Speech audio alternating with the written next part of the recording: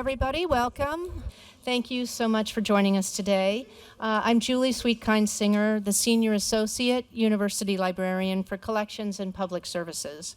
It's my pleasure to welcome you in person and to our live audience via Zoom to the 15th Dr. Sam-Chung Hsieh Memorial Lecture.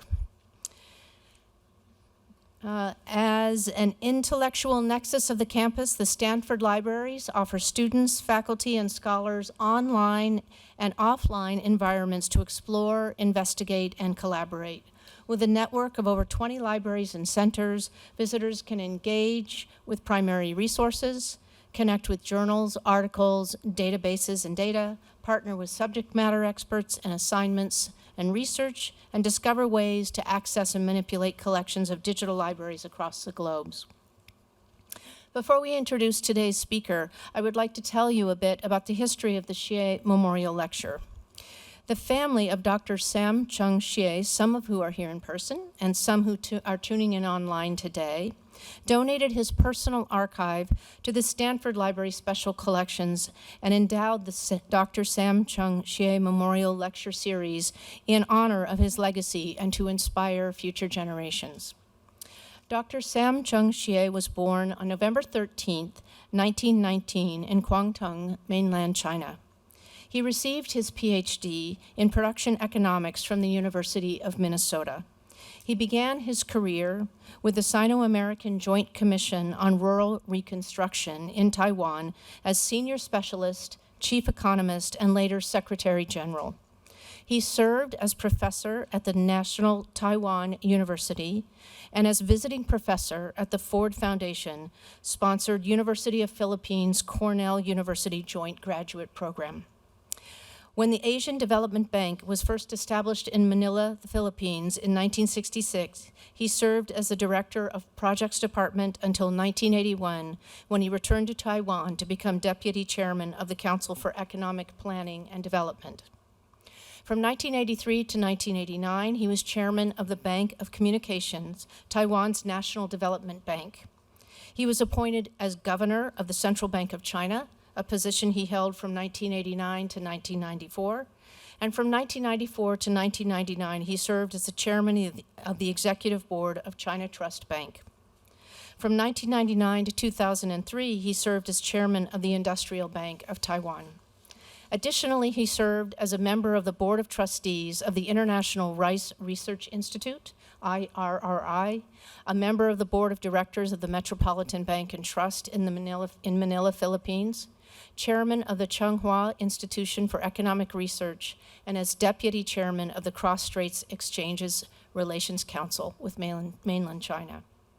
Dr. Hsieh was married to Alice Hsieh for 58 years. They had 2 sons, 2 daughters, and 11 grandchildren. He passed away on April 24, 2004 in Los Angeles, California at the age of 85. Here is a list of the past speakers in this lecture series.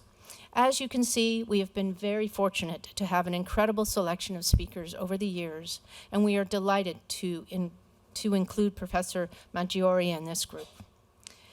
With that, I will hand it over to Hongbin Li, co-director of the Stanford Center on China's Economy and Institutions, senior fellow of Stanford Institute for Economic Policy Research, and senior fellow for the Freeman Spogli Institute for International Studies, to introduce today's guest speaker. Stanford Libraries and Sky have been partnering since 2019 to bring the Memorial Lecture to campus, and we're thrilled to be collaborating again on this year's lecture.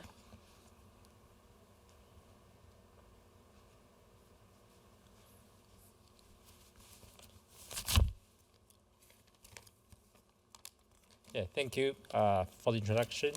So I'm one of the faculty co-directors of SKY, Stanford Center on China's Economy and Institutions. For those of you who don't know us, so we are Stanford's Center for Evidence-Based, Empirical, Multidisciplinary Research on China. So we have, our goal is to foster cutting-edge research, create impactful student experiences, and help the public to better understand China's economy, governance, and society. So across campus, we have over 30 affiliated faculty and researchers, including today's speaker, Professor Matteo Maggiori. So Professor Maggiori is the Moghadam Family Professor of Finance at the Stanford Graduate School of Business. His research focuses on international macroeconomics and finance, combining theory and data with the aim of improving international economic policy. His research topics have included the analysis of exchange rates on the imperfect capital markets, capital flows, the international monetary system, reserve currencies, geoeconomics, tax havens, very long-run discount rates, and climate change, and expectations and portfolio investment. So today's topic, geoeconomics and the US-China great power competition, cannot be more timely. So when I invited Matteo to give the lecture a few months ago, we know there's a competition, but we didn't expect a competition like this, like today. So Matteo is also a faculty research fellow at NBER and a research affiliate at the Center for Economic Policy Research. He's a co-founder and director of the Global Capital Allocation Project. He received a PhD from not far away from UC Berkeley. And also importantly, so he's my neighbor. So we literally live across the street from each other on campus, actually.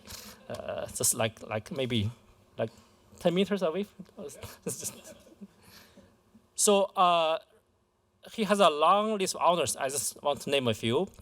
He's the recipient of the Fischer Black Prize, awarded to an outstanding financial economist under the age of 40. The Carnegie and Guggenheim fellowships and Bernacer Prize for outstanding contributions in macroeconomics and finance by European economists under the age of 40. So you can see he's very young. Today, Matteo will give his presentation, and then we'll take questions from the audience. The event today will be recorded, and the recording will be available soon after the event. So without further ado, Matteo, the floor is yours.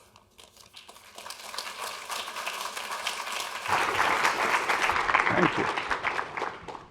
Well, first of all, thank you all for coming, and it's a pleasure to be here tonight with you. Let me thank the Stanford Libraries and the Stanford China Center for inviting me to give this talk. It's quite an honor to give a talk named after Dr. Hsieh. I looked up his life, and he clearly had a remarkable life, and it was very pleasant to meet his children a few moments ago. So the topic couldn't be of more importance, and hopefully you can put up my slides so that my little ugly face disappears. My slides are much more interesting than my picture.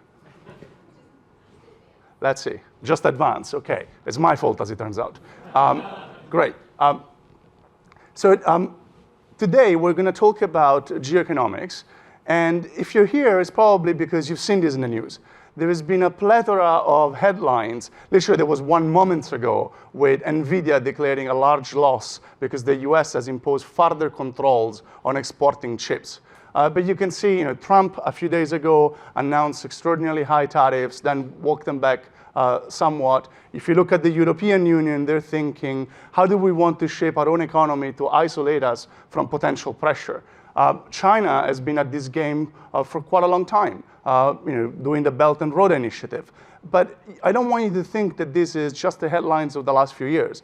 If you go back to like Renaissance and the Medici having their bank being central to finance of that era, or you think of the British Empire playing a great power game with Russia over India and parts of the Middle East. Here I have books that go back at least a century.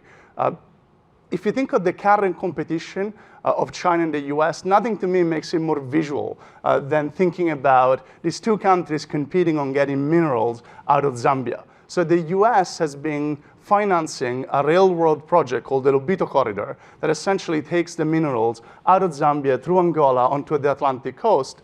China is trying to finance a project that takes the same minerals from the same location through Tanzania into the Pacific coast. So as you can see that they're trying to get these things back to their respective country, and it makes it visual that this competition is going on. And this is just one of the examples. Now, if you don't know what geoeconomics is, here's a simple definition. Here's my definition. is large countries like the US or China using the strength that comes from their existing finance and trade relationships with the rest of the world to achieve either economic goals or political goals. And there's a whole host of questions that have very large consequences for all of our lives. Namely, is this power a thing? Does it even exist, or is it just governments that like to pretend that they can play this game? If it exists, what are the sources of this power? And how is it actually wielded? Even more important for all of us, is this power a good or a bad thing? Is this a zero-sum game where if I have power over you, you don't over me? Is this destroying the global economy? Or is this something that makes the economy work? Is it something that ultimately we need to make a certain part of the global economy work? You can think of which sectors are strategic. Clearly, if we don't have good definitions and measurement of a strategic sector, the problem is going to be politicians will want to use it for all sorts of things. It's very easy to claim that something is in the national interest as long as the national interest is vaguely defined. If you go further down, if you're the Europeans and you're being subject to this, how would you want to protect your economy? Is there a trade-off?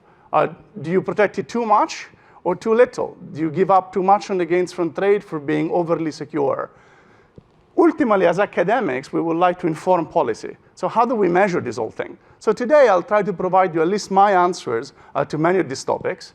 And here's the roadmap. So we'll start by defining what this power is, and looking also a little bit at the intellectual history behind this topic. Then I'll try to take apart a few words that these days you read all the time in the newspapers. Things like a threat or a choke point, and try to demystify them and give not only a theoretical content, but also one that we can try to measure to the data. What are these things and how do we find them in the data? We'll think a little bit, I promise only a little bit, about theory, in particular theory of optimal policy. What should be our advice to policymakers regarding international security? And what should be our advice about international organizations or multilateral commitments? Are these things of the past, the things that we want to reshape and serve us in the future? And then more fun, we'll talk about measuring these things. And we'll take two approaches. One that economists talk about in terms of sufficient statistics. Think of it as measuring some simple objects in the data that our models tell us are interesting for a reason. The second one I'm infinitely excited about. We released a paper a few hours ago on this, so it's very fresh, so take it with a grain of salt, but I was just too excited about it not to put it on the slide, which is how do we use artificial intelligence to go after this? And so I'll tell you about that at the end. Okay, so let's get started. First, this talk is co-sponsored by an Institute of Political Science, and I'm an economist, so I would be remiss if I don't talk about the beautiful history of this topic and thought that comes from political science. In fact, I would say that as economists, we have reduced the notion of power too much to be a synonym with market power. The idea that you can sell your goods at a markup compared to cost. Now, that's certainly a form of power, but when we say that a large country or a corporation is powerful, we really mean something much broader than the ability to charge a markup. And in political science, there have been a number of very intriguing concepts about this. So going all the way back to the 50s, here's a definition. A has power over B if we can induce B to do something that he wouldn't want to do. You can think of that as relational power. It's like a government or a corporate that induces somebody else to take an action that they wouldn't want to take. More interestingly, Strange, a political scientist, talked about structural power. The idea that I might not be doing this individually, I might be doing it system-wide with many, many other players, and what I'm really doing is I'm changing the overall equilibrium. So think of it like setting the rules of the game, or changing very aggregate variable. How many people participate in the US payment system? That's an aggregate object of interest, and I get power by convincing everybody that should be in a system that I control. So it's a very different notion. Unfortunately, these notions tend to be hard to operationalize. So they're a little vague, and vagueness comes with two costs. Number one, theoretical clarity, what do we exactly mean? Number two, ability to measure things and figure out what's big and what's small. If you think of economics, there is a long and unjustly forgotten history of this topic in economics. So I'm going to quickly highlight one of the intellectual heroes of mine. Hershman in the 1940s wrote a book. This was a young economist coming out of World War II, thinking about Nazi Germany before the war, exerting this kind of power over neighboring nations. And he writes this really amazing book that not only has a distaste for what we call mercantilism, the doctrine that there is a fixed amount of resources and we're just bargaining over them. Economists don't like that doctrine. We think that trade in financial assets or trade in goods and services is not a zero-sum game.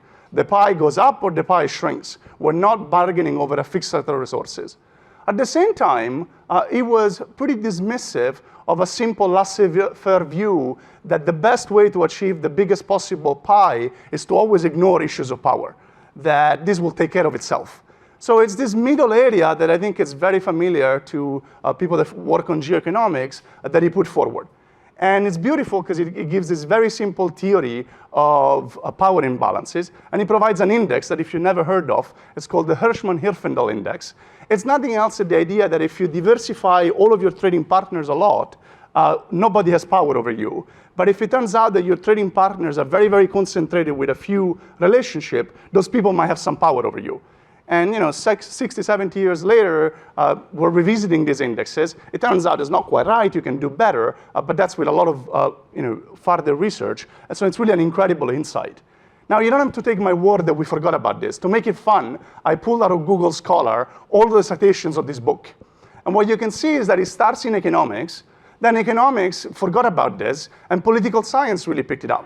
It became a foundational text for IPE, and my goal is to push that right line back up, to get me and my colleagues in economics to do something about this. We should be thinking about this. Why would we forget? There's lots of good things that we can say about these issues, and hopefully we get there. The world certainly seems to demand it, that we should be thinking about this topic. Now, let's make it concrete. So what the notion of power that I'm going to use? So on the left, I will do mathematics, which you can ignore. On the right, I will do a simple example, which you can pay attention to. So imagine that there is a firm. Let's pick ASML, which is a Dutch producer of lithography machines. And it's sitting there and it's operating by itself. It's making its private decisions of where to buy its inputs and where to sell, okay? Undisturbed. Then a hegemon like the US comes around and threatens them. It says, if you don't do what I say, I will make your life difficult.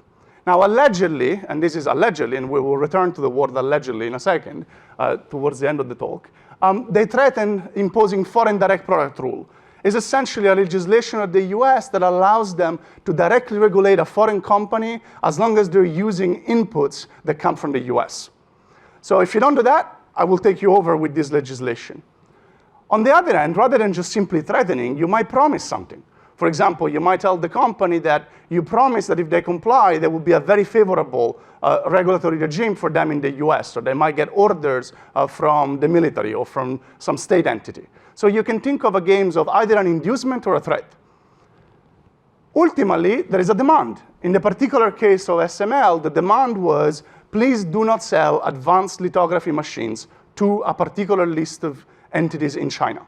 There was a very specific demand. So you can think of it as, that's a costly action. That's what A is asking B to do. They wouldn't want to do it, you're asking them. Why does the company comply, or when does it comply, when it's better off from doing so? So it's what economists call the participation constraint. In this case, ASML actually went along, and the Dutch government did too, and they complied with the request because it would have been too expensive not to do it. So if you think of one very operational notion of power, it's simply the largest gap that I can induce between the best I can promise you and ask you for nothing in return, and the worst that I can threaten and ask you for nothing in return.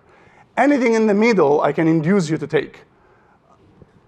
That's, however, only a very micro notion of power. That's if I bargain with you individually. But of course, I'm going to do that with a whole host of entities. So there is another notion which is more interesting of macropower, which is I'm going to use the demands that I ask of you to shape the equilibrium in my favor. If you think about why the US is asking so much out of ASML, it's not the direct interest in that machine. It's the indirect impact that the availability of that machine in China, in the eyes of the US government, has on semiconductor productions, which in turn will go into a lot of technology, which in turn will go into both military uses and non-military uses. So ultimately, what you're doing is you're trying to shape this entire equilibrium in your favor, and that's where the macro power comes from. Now, I made this very simple with a particular threat. If you think about in the data, or these days, if you open the news, threats come by the minute. In fact, probably in the last few minutes, there were a few that I missed that came online.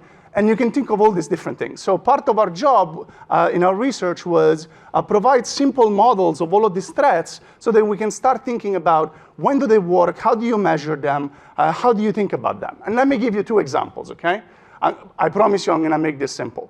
So let's think about the most basic threat, which is I'm not gonna give you the inputs you need. I control oil, I control the payment system.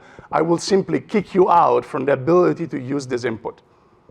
When does that matter? Well, if you work out the math, it really matters under 2 circumstances. First, I control a lot of that input. For example, I am OPEC and I control a lot of the oil supply. Or I'm the US and I control a payment system for which there is almost no alternative. Second, that's the omega. That's the fraction of what the rest of the world spends on this thing that you control. Sigma is a technological parameter. It's what economists call the elasticity of substitution. If you demystify the word, it means, can you easily find an alternative somewhere else from a technological perspective? So you can see that power is very nonlinear in these 2 things. Where do I really have you is when I control almost everything on these inputs, and it's extremely difficult to rearrange production away from it. So if you haven't heard the word choke point, which these days is in the news a lot, that's what a choke point is think of it as an industry that has these 2 characteristics. Okay? And the SWIFT, the payment system, is a typical example. You can flip it and say, look, rather than threatening that I'm not going to sell you something, I could threaten that I'm not going to buy something from you. That's a threat that the US makes very often these days, is the imposition of tariffs on US imports.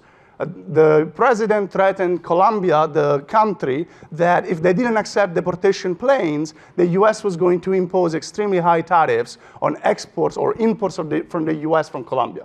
That's a threat not to buy things, essentially, to make it difficult to buy. When does that matter? It matters under 2 conditions.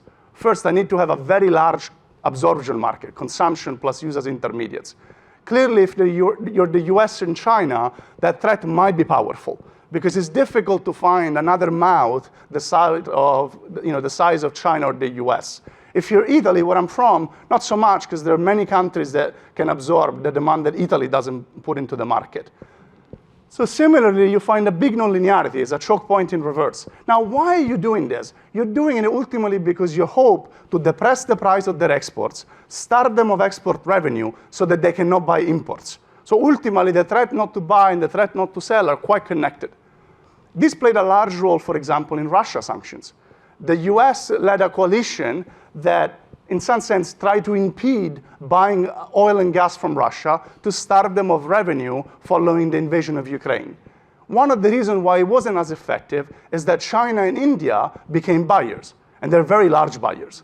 And so that's an alternative buyer out there that is going to make it difficult for you to get power.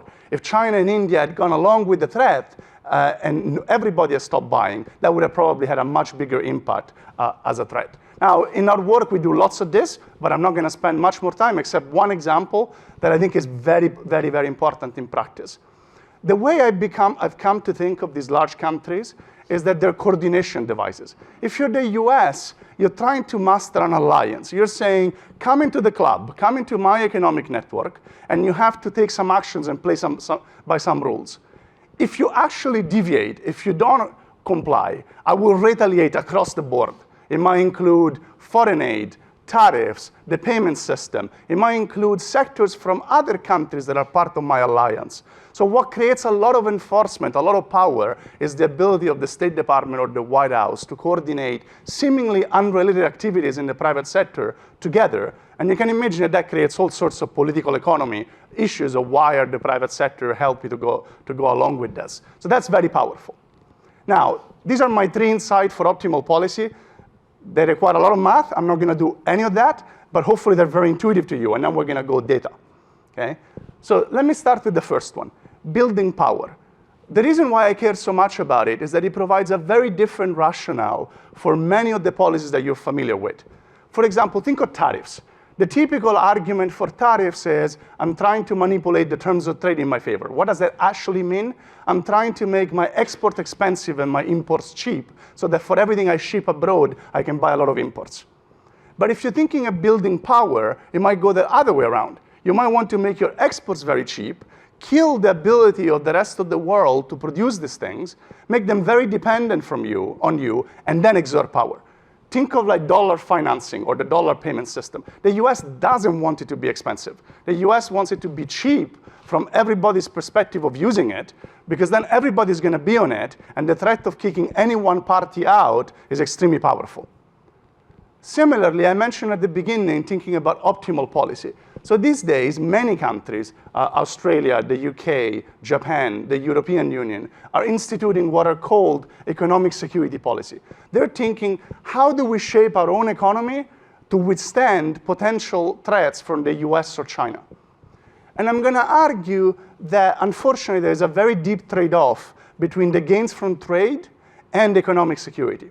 Why? Because the typical argument that one makes, Steve Redding was a world leader in trade, is here. I'm going to use him as an example, is me and Steve, and we're going to specialize in each one of us doing something. We become very efficient at it, and it's great because we can trade with each other. But what happens if Steve decides to hold me up? He's not going to sell me what he has become a specialist in, and I never really put any time in learning how to do that activity and scaling it up. Now, unfortunately, the mechanism that originally was generating the gains from trade was one that said, I'm going to give up on this activity, and therefore, when Steve threatens me, I have no alternative. So what do I think about? I think about rebalancing. I start thinking, well, I'm going to do a little bit of both. I'm going to be a little bit inefficient, but I'm going to be very secure, because if he ever threatens me, I have an alternative. I'm Europe, and I start thinking I should have some manufacturing. I should have some steel plants. Turns out I'm not very good at it. The economies of scale are not there, but I need to have some of this. Or if I'm the BRICS or China, I start thinking I better have my own payment system. It's not good. It's not as good as the global one, but I got to have something if I get threatened. Ultimately, as we all start doing this, the risk is that we become overly secure at the expense of fragmenting globalization.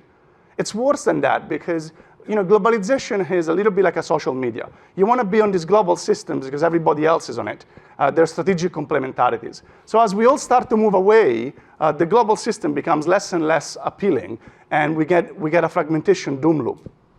The last thing that I'm going to say, which I think is particularly relevant to the world we live in right now, in the month of April 2025, is thinking about commitment. The problem is, if you're one of these big, powerful countries, and you bully the rest of the world all the time, they're going to react. And they're going to react by moving away from you, by not wanting to deal with you because they're constantly afraid of being bullied. Ultimately, that dissipates your own power. If you have no relationship with these countries, you have nothing left to threaten them. So if you think about the world that we've lived in since World War II, like a world of multilateral commitments, international institutions like the IMF, the World Bank, or what became the WTO, rather than thinking of them as the incarnation of some global planner that wants to do it for everybody, think of them as the incarnation of a hegemon that is offering a particular deal in its favor. It's saying, come into my network. I'm going to tie my hands a little bit. I'm not going to bully you that hard. I'm going to ask you for some stuff, but not all the time and not very aggressively. And ultimately, because you participate, I end up with more power, not less power. And this is a lesson that one can easily forget, and it can be expensive for everybody, including the current hegemon. Now, enough with words. I'm going to do some simple math and then bring it to a data. And then the rest is, I promise you, is only measurement, okay? It's what's going on in the world. Okay, so what are sufficient statistics? So we said you have a choke point if you really control a big chunk of a sector and it's very difficult to move away from it. So you can scale this up to many, many, many, many different sectors, but I'm going to pick a simple example. I'm going to focus on two sectors. One, the entire manufacturing of goods and services, and another, financial services. And I'm going to plot two things. The US coalition, which essentially includes Western Europe and a lot of other G10 countries, and the Chinese coalition, which think of it as largely China. What I'm plotting is, for the rest of the world, what fraction of their imports in a particular sector comes from these coalitions? And something very obvious appears. First, you can see it here, the US and the Western coalition does have a big presence in manufacturing, but it has an extraordinarily high presence in finance. Very often, he controls 90% or 95% of all financial service imports from any country in the world. It's familiar to you that if you're trying to make an international transaction, custody assets, borrow, you're bumping into a Western financial institutions pretty quickly, particularly across borders. When you look at China, they do have an incredibly high penetration rate on manufacturing exports or imports from other countries, particularly if you think that this is a single country. So that's perfectly true. They have almost no presence in finance. So you can see that these two hegemons are very different. One is very finance focused, one is very manufacturing focused. If you compute how much power they get to exert on the rest of the world, country by country, what do you find? First, you find that for the US, finance is really important. It's a very important choke point for the US-led coalition, which accounts for the fact that the US does indeed use a lot of financial sector sanctions when it wants to punish bad actors. Of course, it gets some power from manufacturing, particularly for countries like Mexico that are very close by and have very heavy trade in goods. When you look at China, it has a lot of power over Eastern Asia. It comes out with mostly from manufacturing, with the exception of Singapore, precisely because Singapore is an offshore financial center for China. It has very, very close financial ties to China. So you can see that the composition of power is very different, both geographically and in which sectors these countries have their power rely on. To make it fun, I also pulled Russia. So the green line is Russian imports of financial services from the Western coalition. You can see that before the invasion of Crimea in 2014, almost all financial services were coming from the Western coalition. Then after the invasion of Crimea, in part because of sanctions, in part maybe because the Russian government anticipated some future trouble, they started rebalancing, creating some financial ties with East Asia, but also rebalancing to a domestic system. They started to beef up what is obviously a very inefficient system, but it is a home alternative if you want to sustain some financial transactions. Ultimately, they didn't really move away that much. The numbers go from 95% to 85%. But because power is so nonlinear, it's the logic of choke points in reverse. That simple movement cuts the power of the coalition on Russia by 50%, because it moves you away from the extreme where they have no alternative. Now, you can think of this as a bad message, but you can think of it also as a positive message.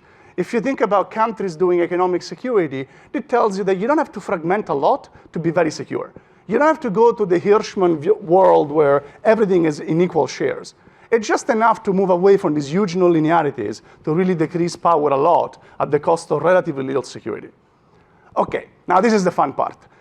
We released a paper about 2 hours ago, and so take everything I'm gonna say with a grain of salt, but we're very excited about it, and we think it can have a positive impact on the world out there, so I wanted to show it to you.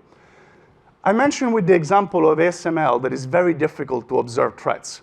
Some of the most powerful threats never occur because the target complies. If a European bank gets told, please don't trade with Iran or we disconnect you from the US system, they will comply. If ASML needs to lose its entire access to US technology, they will likely comply. So it's very difficult to observe. However, market participants talk about this. I showed you the headlines at the beginning. Between news, analyst reports, the companies themselves, if they're public companies, at the earning calls, they're going to say the reason why we moved out of the China market is because there was pressure from the US government that we would have to sell less of this particular machinery to China. So the traditional approach would be have a team of RAs, read these things and summarize them for you. That's totally infeasible if you're looking for a few 100,000 documents. The better approach, which was probably available for the last 10 years, is to do something close to a word search. It's called natural language processing or dictionary-based methods. Look in all these documents for the word tariff, sanctions. It's pretty good. It doesn't go very far, unfortunately, because it doesn't really tell you what exactly they were talking about. And so our own approach has been to leverage recent advances in AI, particularly large language models, that essentially really use the entire structure of the language to get out much more information, and I'll give you an example. On top of that, you can do this on a vast scale. Your major 3 problems are, first, how quickly the text becomes available, but in this day and age, it becomes available pretty quickly. Second, large computational power to process it. third our own time to figure out that we did this right. But other than that, you can do this in near real time. So what did we do? In this particular case, we looked at earning calls. These are company CEOs and CFOs talking with investors about what's happening to the company. And we look at analyst reports. These are banking analysts that cover that particular company and say what's happening to it. Okay? And there's a few 100,000 documents. We used models that are available from either Meta or Alibaba. The big advantage is these companies give you the entire model. You can put it on your own servers so that you control what's going on. You're not sending it to some API that tomorrow changes and you can't recover it. And since I'm at Stanford, I'm going to advertise that Stanford invests heavily in these things. And we use both our own lab computing power, but also the centralized computing power of the university with Marlowe. And just think of running this a lot. Now, what are you actually running? You're asking something like this. I think of it as what I would have written 15 years ago to give to my arrays, to read the report and classify. Now you're asking the same thing to the machine. Please read this thing and tell me, are they talking about tariffs? Are they saying they're a good or a bad thing? How are they reacting? Are they saying, let's increase prices? Let's move away from a market? Or if they're being sanctioned, are they moving away? Are they finding a different customer or a different supplier? So think of doing this on a grand scale. Now, what happens when you do it in real time? So let me start from the most recent event, because you can see how big it is. That one actually does not include the April 2nd announcements, because it stops on the 31st. And I've looked at the data, but I was too afraid to show you because it was too shaky right now for what happens after. But think of this as just to the lead up to April 2nd. Every company and every analyst is saying we're going to be massively affected by tariffs. This is coming up. If you go a little bit farther back, you can see a spike in export controls and sanctions. Those are the Russian sanctions. When you actually look at what's going on, that's exactly what you pick up. And this blue spike for tariffs is the earlier Trump administration having the trade disputes with China. So at the aggregate, it looks pretty good. But you can go deeper. You can say, are you being affected by the current tariffs, or is this a threat of future things? And you can see that for both the sanctions and the export controls, this was largely realizations. The sanctions were imposed on Russia, and the company's report were affected by the current sanctions. But for the tariffs, particularly from the recent quarter, a lot of this is, I know that this is coming. I'm not that affected by the current one, but I think I'm going to be affected from the future. You can go even deeper. You can say, how did you react? And this is kind of fascinating. This is really where you see the power of these AI models. Well, first, for tariffs, they're saying, I'm going to move prices. And when you check which direction the prices go, it's up. They're going to say, I'm going to pass some of this into my pricing. When you look at market exit, it's the opposite. It's mostly driven by export controls and sanctions. They're telling me that I need to move out of the Russian market, so it's quantity driven. And then, of course, everybody is reacting by, I'm going to try to rearrange my supply chains so that I can get either around the sanctions or survive them in some sense. So we're going to keep updating these very fast as the events unfold, and hopefully provides a real-time view of what's happening in the world during probably the biggest shock to these topics, and certainly in my lifetime, probably in collectively all of our lifetimes. Let me conclude by saying, look, I cannot think of a more pressing global challenge that economists and social scientists in general should be working on. We have to get answers to this.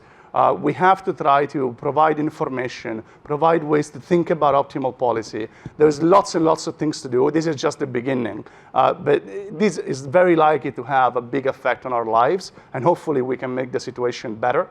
Now, let me conclude by saying, if there was something that you didn't like, the fault is not mine. It's from all of my co-authors and all of the people that work in my lab that did the work. So many of them are sitting here. We run a lab at Stanford, and everything I just told you is really joint work with Chris Clayton, who's at Yale, and Jesse Schrager, who's at Columbia. And particularly everything that has to do with AI is led by my young colleague, Antonio Coppola, who's here. He's the leader of those projects. And really, you should complain to him for anything that you didn't like about it. So let me stop here, and I'm very happy to take questions. Thank you, Matteo. Terrific lecture. Fascinating. Really fantastic. It's striking that the recent increased attention to this trade-off between economic security and the gains from trade kind of coincides with the rise of China as a large country in the global economy, connected with the topic of today's lecture. And so it feels like we're sort of potentially living through a transition between a single global hegemon of the United States and then the rise of a major new economic power. One of the things that seems different now from previous transitions, such as, say, Britain and Germany or Britain and the US in the early 20th century, has been the emergence of global value chains. And so this sort of fragmentation of the world economy through increased emphasis on economic security could be particularly costly in a world of global value chains. And I wondered if you had any kind of thoughts as to how things are likely to play out and how this increased emphasis on economic security, to what extent it will be more costly than in the past. Yeah, I think this is an excellent question. So let me make 3 points in response. The first is, indeed, Steve is completely right, that the world is different from what it looked like during the Cold War, for example, where the two blocks were largely separate, and the US was doing export controls with COCOM, largely saying we don't want to have some technology go to the Russian side. But the two sort of spheres of influence are very separate. If you think of the world today with China, my second picture was these two are really competing, but at the same time, they're very interconnected with each other. We buy a lot of consumer goods from China. China is very reliant on US payment systems. They're very heavily intertwined. The second point is technology has changed dramatically. If you think about things that have strategic complementarities, for example, a lot of information technology, finance, these things have become a lot more dominant than they were 30 years ago, and they're a lot more portable. And so in some sense, they create much more of the incentives to fight over dominance because they create a lot more dependency than when we're very, very localized. If we were all just doing cement and it's largely non-tradable and you can go next door, that's pretty limited. But if you're doing information technology, semiconductors, and finance, there's a global market with a lot of dependency to fight over. And finally, it's very clear that the US has offered a particular deal to the rest of the world in a moment after the Cold War, where it was really the sole superpower. And the emergence of this big competitor is creating lots of sort of interactions. One that I will mention is think of Singapore as a financial center. So for the US, controlling Singapore, it's really about generating a choke point. It's making sure that that's the other thing that they can add to their list to control all of the global financial system. For China, having a tight control over Singapore is the other way around. It's not going to make China a financial superpower, but it's about denying it to potentially a competitor. It's making sure they don't get to corner the market. And so there's a lot of competition that goes on in rare earths finance that has that feature. Please. I will go. Should I go? Okay. First, thank you very much. It was a very interesting talk. When you're showing that analysis of the financial versus the goods and services and manufacturing centered one, I wondered how micro can you go? And if we were to look at a situation, let's say, of Taiwan and TSMC, right? Where if you were to look at the nonlinearity, how much of the production would have to maybe come to the US where a nonlinearity kicks in, where all of a sudden the silicon shield isn't so, it becomes much more porous, because I would assume the Taiwanese would be very interested in that critical point, but also from the US's point of view, it's critical for the opposite reason. And so I was wondering, does your system allow that kind of analysis for a very specific type of scenario like that? It's a brilliant question.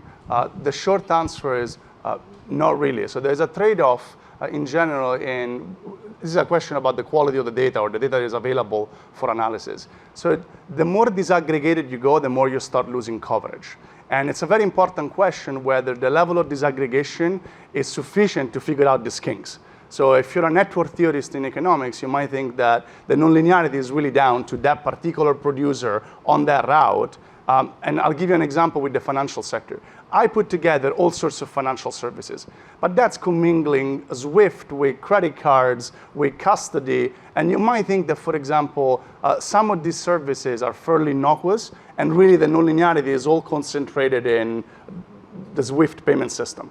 And so that's a totally valid question. It's part of the reason why I'm very excited about this agenda, is that the microdata has becoming more and more available. And so, for example, for financial markets, a lot of my lab traditionals work has been there. You can get very, very detailed information. Trade is also getting a lot better. Services are quite a mess. And we're trying to get there. And so Steve mentioned a lot of progress, not only in the world in terms of value chains, but also in terms of our ability to track them.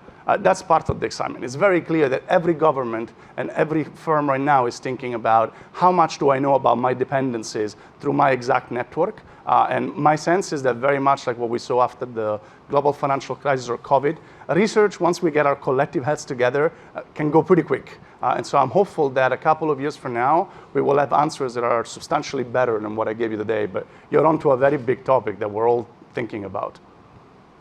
Yeah, I have two related questions. So this is a geopolitical model, right? So do you consider domestic political system? Because China, US are very different, right? But this will affect the two countries' objective functions, right? Yes. So the second question is that you will consider two countries, basically, right? Can the other countries, smaller countries, form a union to change the geopolitics, like European Union or other countries, Southeast Asian countries?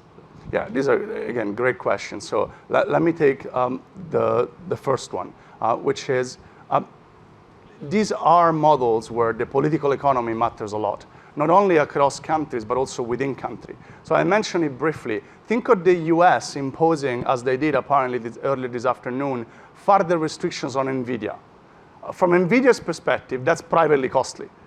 They're going to make a loss. The argument from the government is that that loss is justified in the collective sense that ultimately it's in the national interest in the US and improves the collective welfare of the US. But that gives you a clear disconnect between the incentives of NVIDIA and its stakeholders and the collective US households or the welfare function that the government has. Now, governments organize very differently around this. So you could imagine, for example, that China, with much more of a state centralized control to the state enterprises, is on the one hand more directly able to dictate what they might or might not do, but on the other hand, that might dissipate some of the power, precisely because those companies are not going to invest very heavily. They're thinking that maybe they don't want to innovate a lot. On the other hand, the US has traditionally put much more limitations on the central power, although clearly we're seeing a lot of exertion of power right now. But ultimately, that might be beneficial because you do get to have NVIDIA. And you have to think of a world where those companies would have developed if they were constantly being used for other objectives. But it's certainly a crucial topic. You can also make it a little bit more nefarious. You might think that if you want to buy protection, the easiest thing to do is to say that the country has to do it in your national interest. So the Russian Premier Khrushchev used to hate the word strategic and had this fantastic joke that you can make anything you want strategic. You can make buttons for trousers strategic, because if the soldier doesn't have the buttons, he has to hold the trousers with a hand, and how is he going to shoot with the other hand alone? So this gets pretty politicized pretty quickly. A part of what we try to do is precisely definitions, measurements, so that you can't say my sector is strategic. You have according to a definition and measurement, really justified. To the second part of your question, absolutely. So here, the small countries might want to form defensive coalitions. Let me give you an obvious example. If you're the European Union, you want economic security to be done at the centralized level. Because France, Germany, and Italy, if they do it independently, each will want to have a steel plant, a nuclear plant, and manufacturing. They're not very good at it, and at least if we do it collectively at the European Union level, we internalize the effects on each other. And so coalitions are very important in this setting. Please. Thank you. Also, I found the talk very interesting. I'm wondering, if you've quantified to the extent to which choke points specifically actually exist in terms of the non-linearities you identified. And part of the reason I'm wondering is the big examples we've seen recently, whether it's export controls of high-tech goods to China or the sanctions on Russia, they both seem like they'd be good examples of powers that have the ability to use choke points and yet not really succeeding in either dimension. So China obviously has nevertheless been incredibly successful in developing its high-tech industry despite all the restrictions that have been imposed. The Russia sanctions, despite being imposed, have basically the U.S., Europe, Canada, Japan, Korea, Taiwan, Singapore, nevertheless remarkably effective at being able to access a lot of high-tech imports that they need to wage the war. I mean, is it only a situation where like small countries can be pushed around, or is it a sense to which the cost of the country imposing it? What do you see as limitations? Thank you. That's a very good question. So, in practice, quantitatively, the power of substitution, it's extremely strong. I mentioned, for example, for Russia, the Western coalition has tried to starve them of oil and gas revenues, but there were plenty of alternative buyers, and they turned out to be big buyers, and so that hasn't had as big of an impact as you would have hoped. So you can think of it as that wasn't as big of a choke point as people would have thought. The other example that I like is oil on the other hand. Think of controlling one variety of oil. That gives you no power, because if you stop selling, somebody else is going to sell, and most varieties of oil are pretty close substitutes. So it's really about controlling the entire supply, forming a cartel that will give you a lot of influence. But then the US becomes self-sufficient or even an exporter, and that goes away. So it's really a joint combination of technological substitutability, but also who in equilibrium controls what, and can you get them into your coalition. The other example is semiconductors. In practice, it's been pretty difficult to control that supply chain, precisely because there's so many companies involved, so many different creative ways to get around it. And first you say, I'm not going to give you the most advanced chip. But it turns out that if you're smart, you can do a lot with the one that is a little worse. And then we try to chase you out of that one. Why are they focusing on lenses or lithography machines so much? Because those seem to be the few things where currently there is no alternative. But then, as I mentioned, that's a short-run statement. Countries invest in their own ability to self-insulate. And so ultimately, you're going to try to build those machines yourself. And how difficult is it to do that? Well, it's not certainly trivial, but particularly for large countries with a lot of skilled labor force, ultimately you might be able to. One that has been successful on the other hand of the extreme is the financial system. It's been very, very difficult to move away from the centrality of the dollar and SWIFT. China has been trying to build its own payment system with some success, but they're very, very far away from a fully successful system. And those financial sanctions have been painful. And so I think one of the messages of our work is you want to be careful with claiming that you can threaten this or that, because most threats turn out not to be very powerful once you estimate them. And you might think too much in the sort of short run and with almost no substitutability. And that leads to an overexertion of power with ultimately just, either no consequence or bad consequences in the sense that you think you're doing it, but nothing is really happening. Okay, we have time for one more question.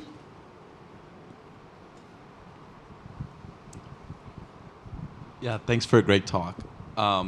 So when the tariffs were announced, both the stock market and the bond market crashed, right? And that a lot of people were saying that the bond market was a big reason why he pulled back.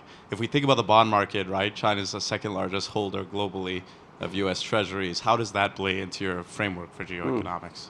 So it doesn't really relate so much to this framework, but some years ago I was doing a lot of research on this.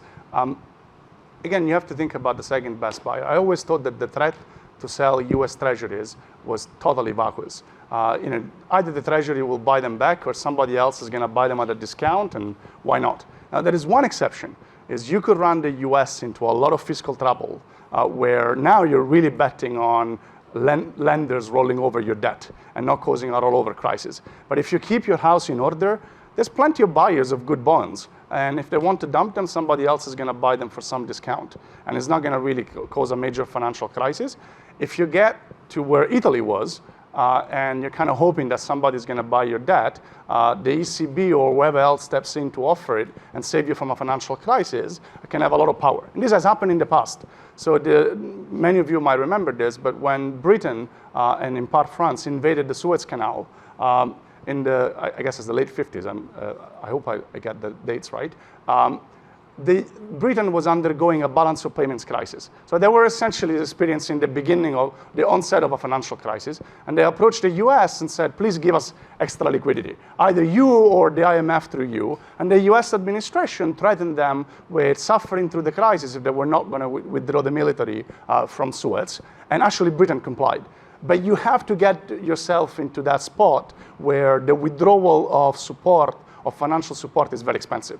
If Britain was in a good fiscal state and without a balance of payments crisis, the threat wouldn't have been very valuable. And so this goes back to where do you have choke points. They're not just technological. They're about a particular economic situation and equilibrium that require Britain being under dire straits financially, the US being the only large lender of last resort to them, and the fact that there was no alternative. If any of those three things were not true, this would have been a short conversation with the diplomat saying, do what you want, I'm going to keep pursuing my foreign policy. So I think we're done. Thank you. Thank you. There are drinks.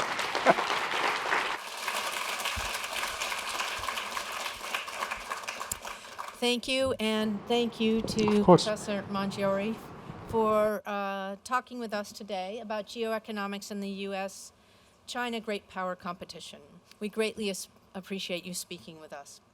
I would also like to thank Hsieh for our Chinese Studies librarian, Sonia Lee, the Associate Director of Development for the Libraries, and Hannah Firestone at GSB, and Regina Johnson at Sky for planning and coordinating today's events. Let's also thank Sky for their continued participation and support of this lecture series. So please join me now for the reception outside and for more conversation. Thank you.